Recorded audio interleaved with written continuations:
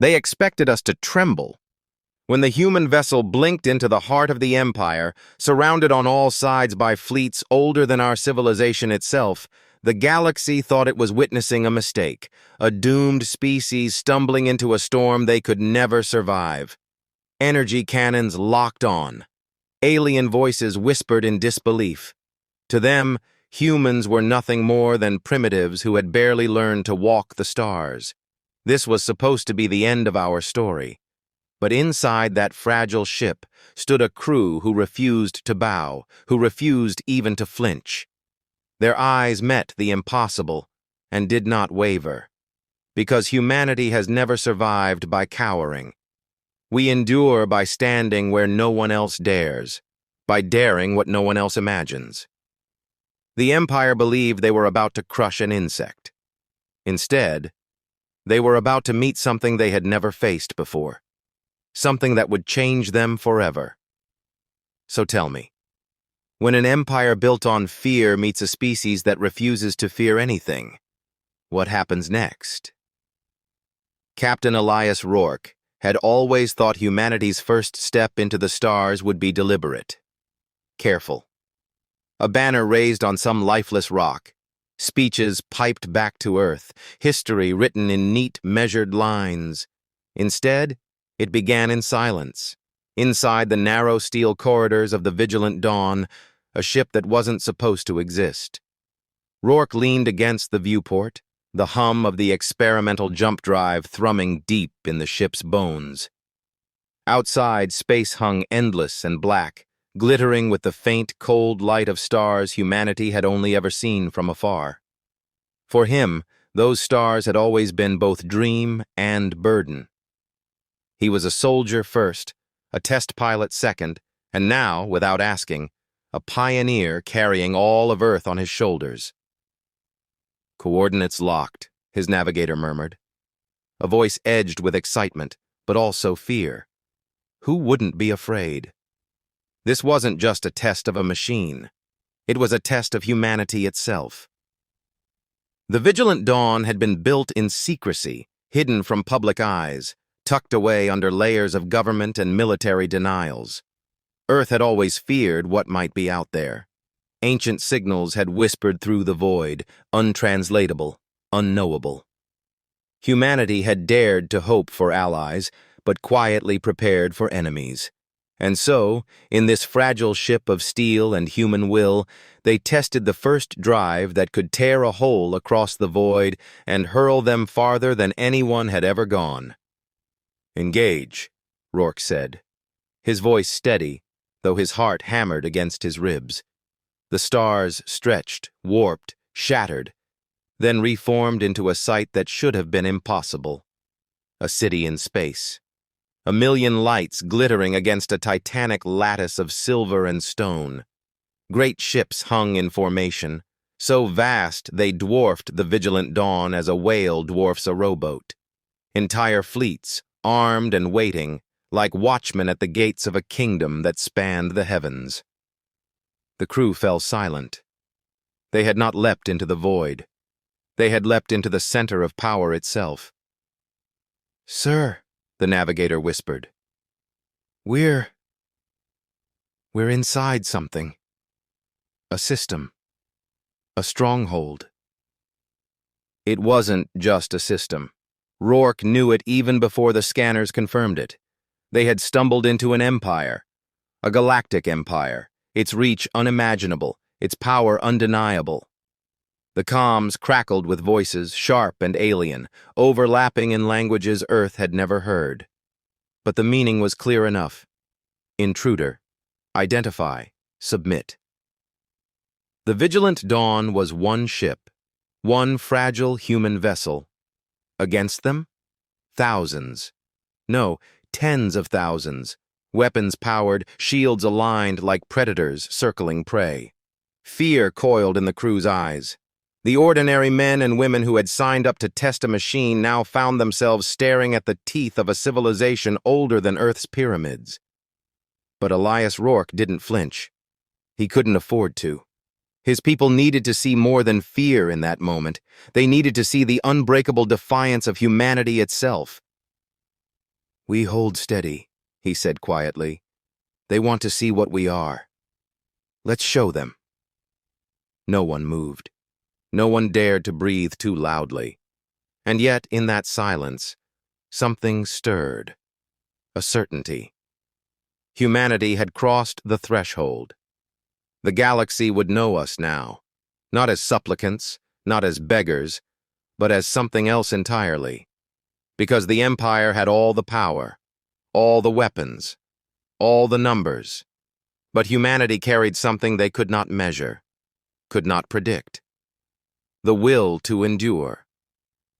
And on that day, in the heart of the Galactic Empire, one ship and one crew would decide whether our first word to the stars would be surrender or defiance. The first message came not as words, but as a pulse, a thrumming note carried on frequencies the Vigilant Dawn's translators strained to decipher.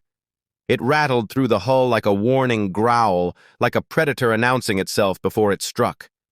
Then the words followed, fractured, warped, finally reassembled by the machine into something the crew could understand. Unknown vessel, you are in violation of sovereign territory. Disengage drive. Surrender. You will comply. The voice was cold, metallic, but beneath it, Elias Rourke sensed something worse than hostility. Contempt. The navigator swallowed hard. They think we meant to come here, sir. That we're intruders. Rourke kept his gaze fixed on the view outside. The fleet that encircled them was no illusion. Colossal vessels, their hulls etched with symbols of authority, bristled with energy cannons that could vaporize Earth's finest ship in less than a heartbeat. And yet, for all their intimidation, none fired. Not yet. "Sir," his tactical officer whispered, "our shields wouldn't last 2 seconds against that." "I know," Rourke said, but retreat wasn't possible. The jump drive was still cycling, overheating from its maiden voyage. To attempt another leap would mean tearing the ship apart. They were trapped. "Orders?" the crew asked. Their voices betrayed the fear their bodies fought to hide. Rourke's eyes narrowed. "Transmit. Open channel." The comm hissed. Silence pressed in. He chose his words carefully, knowing they would be humanity's first spoken declaration to the stars. "This is Captain Elias Rourke of the Terran vessel Vigilant Dawn. We come from a world called Earth. Our arrival here was not an act of war, nor an invasion, but understand this." He paused, voice steady as steel. "We kneel to no empire." The silence that followed was worse than the threat. Then the alien voice returned, sharper now, dripping with disdain. "Primitive world, uncatalogued species. You dare speak to the ascendancy as equals? You have no place here. Disarm or be annihilated." The crew shifted, panic threatening to break discipline. "Captain, what do we do?" Rourke's mind raced. Humanity had always survived not by might, but by guile, by audacity. They couldn't match firepower, but they could show something the ascendancy did not expect: defiance in the face of certain death. He muted the comm. "Weapons?" "Railguns and point defense only," his officer replied bitterly. "Against them, sir, it's like throwing stones at a hurricane." "Then we throw them," Rourke said. The bridge stiffened. "Sir, if we fire, they already believe us weak. If we don't stand, we prove them right." The decision crystallized in that instant. The Vigilant Dawn was not a warship. It was not built to fight empires. But history would not remember that. History would remember only whether humanity faced the galaxy with bowed heads or with unbreakable spine. "Target the lead cruiser," Rourke ordered. "One shot across the hull. Nothing lethal. Just a reminder we're here." The crew hesitated. Then the gunner's voice. "Aye, sir. Target locked." The railgun thundered. A streak of tungsten slashed across the void, slamming into the armor of the massive cruiser. Shields flared, crackling. The behemoth barely shifted, but the message was clear. The aliens did not respond immediately. Perhaps they were stunned. Perhaps they were deciding whether to obliterate the insolent insect before them. But then, across the comms, a new voice spoke. Different, warmer, curious. "Human vessel, you resist?" It was not a question of tactics. It was a question of identity. Rourke answered without hesitation. "We resist." The silence stretched, and then, against all reason, laughter rang across the channel. Low, alien, but unmistakable. "Interesting," the voice said. "Your kind will not last long, but you may amuse us before the end." The fleets shifted, maneuvering into new formations. Not to fire, but to encircle, to test, to measure. And in that instant, Elias Rourke understood. The Empire would not destroy them yet. Not because of mercy, not because of diplomacy, but because the humans had done something no other primitive race had dared to do. They had defied the Empire to its face.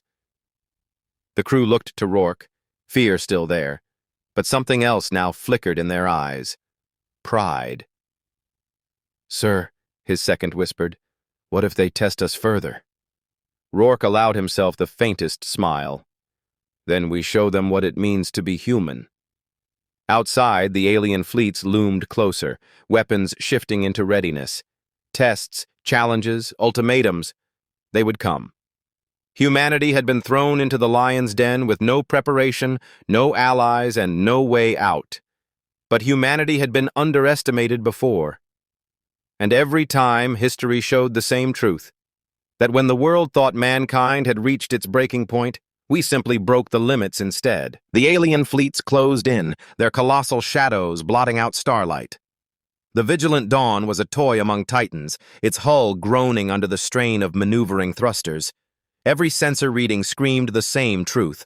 One wrong move, and they would be vaporized in a storm of plasma and fire. The comms flared again. "Primitive vessel, the Ascendancy offers a single chance. Disable your drive. Power down weapons. Surrender. You will be taken for classification." The word lingered with venom. Classification. The crew didn't need translation to know what it meant. They'd be dissected, catalogued, erased. A footnote in the Empire's endless archive of conquered species. Rourke stood tall at the center of the bridge, his jaw clenched. He thought of Earth. Blue oceans, green valleys, children laughing under skies still unscarred by alien rule. He thought of what surrender would mean, humanity's first contact forever branded with submission. "No," he whispered. Then louder, "Transmit." The comms officer's hand shook as she obeyed. "This is Captain Elias Rourke of Earth," he said, his voice carrying like iron through the void. "We will not surrender. Not today. Not ever." The alien fleet shifted. Their formations split, and from the center emerged a single warship unlike the rest. Sleeker, darker, its prow glowing with the energy of a weapon so vast, it made the Vigilant Dawn tremble. "They're charging something," the navigator gasped. The tactical officer's face drained of color. "That gun, sir, it could split a moon." For a moment, the bridge was silent. Faces pale, hands shaking. Humanity's first mission into the stars had become its potential grave. But Rourke's eyes hardened. "If they want a demonstration," he said quietly, "then we'll give them one." The crew blinked at him. "Sir, we can't match that firepower." "Then we won't fight with firepower." He turned to engineering. "How long until the jump drive recharges?" The engineer hesitated. "Minutes, maybe less, but it's unstable. Sir, another jump could tear us apart." Rourke's gaze swept the bridge. "Better torn apart on our terms than dissected on theirs." The crew understood. No one argued. "Helm," Rourke said. "Put us nose to nose with that superweapon. Gunner, charge every rail, every coil, every defense system. Make it look like we're ready to throw everything we've got." The ship groaned, metal straining as the Vigilant Dawn tilted forward, pointing its modest guns at the Leviathan. Against the black expanse, it looked laughable, a dagger raised against a mountain. But appearances could be weapons, too. "Sir," the gunner whispered, "if they fire—" "They won't," Rourke said. "Not if we convince them what we hold is more dangerous than what they do." The jump drive thrummed, overloading, whining with the unstable energy that had flung them here in the first place. The hull shivered, light spilling across the consoles. To the alien sensors, it would look like a weapon they had never encountered, something unpredictable, something uncontrolled. "Broadcast it," Rourke ordered. "Let them see the energy spike. Let them wonder what we've built." The comms carried their bluff across the void. The alien fleets adjusted, confusion rippling through their formations.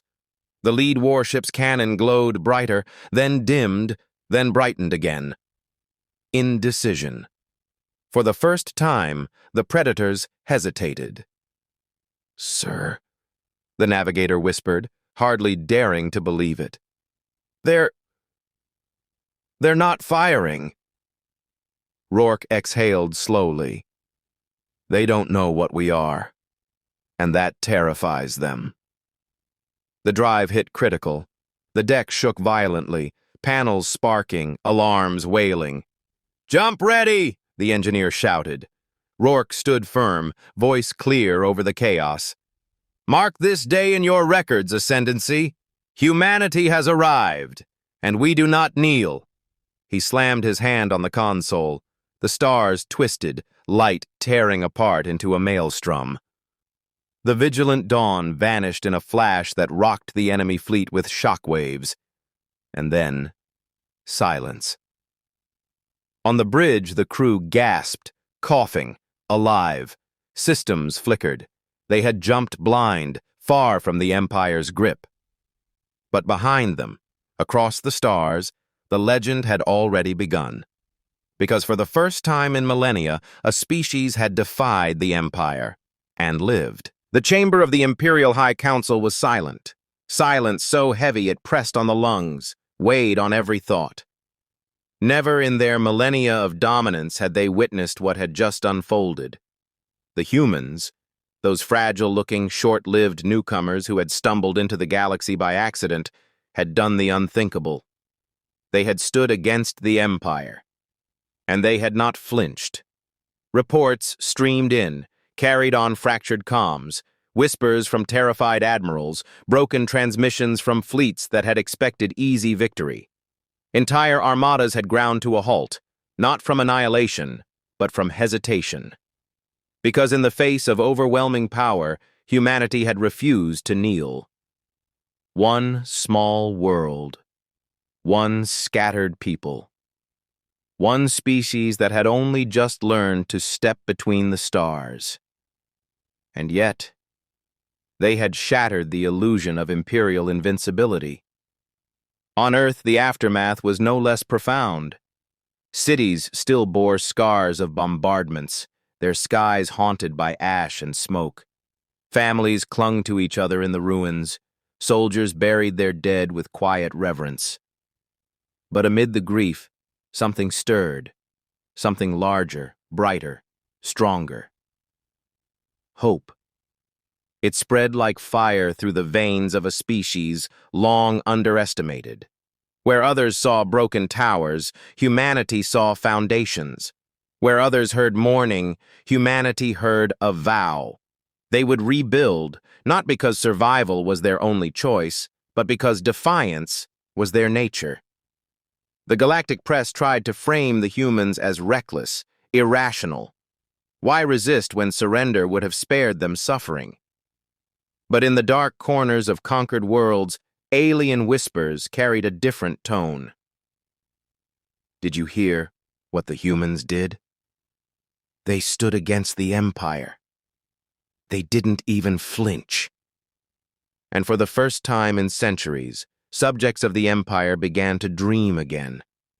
Not of war, not of conquest, but of freedom. Because if humans could rise, could fight, could endure against the greatest power in the galaxy, then perhaps others could too. On the bridge of the Dauntless, Commander Elena Ruiz stood before her crew, the weight of her choices etched into her face. She remembered the moment she ordered the stand at Orion's Reach, when every tactical readout told her they were doomed. She remembered the silence before her words carried through the comms to a trembling fleet. If we fall today, then let us fall standing. Let them know humanity doesn't bow. She remembered the roar that followed, the voices of thousands who had chosen courage over surrender. Now she stared at the stars beyond the viewport, cold, distant, infinite. Somewhere out there, the Empire was regrouping. They would come again in greater force. Humanity's fight was far from over. But Ruiz smiled. Because now the galaxy knew the truth. Humans were not fragile. Humans were not prey. Humans were not subjects to be conquered. They were the storm. And storms did not kneel. As dawn broke across Earth, survivors gathered in ruined squares, lighting lanterns for the fallen. Each flame flickered against the wind, stubbornly refusing to die. And as the lights multiplied, they painted the darkness with defiance, tiny suns born from mortal hands. It was a sight the galaxy would never forget. The Empire's admirals could dismiss a lost battle, they could dismiss a scarred fleet, but they could not dismiss the image of a people who had chosen fire over chains.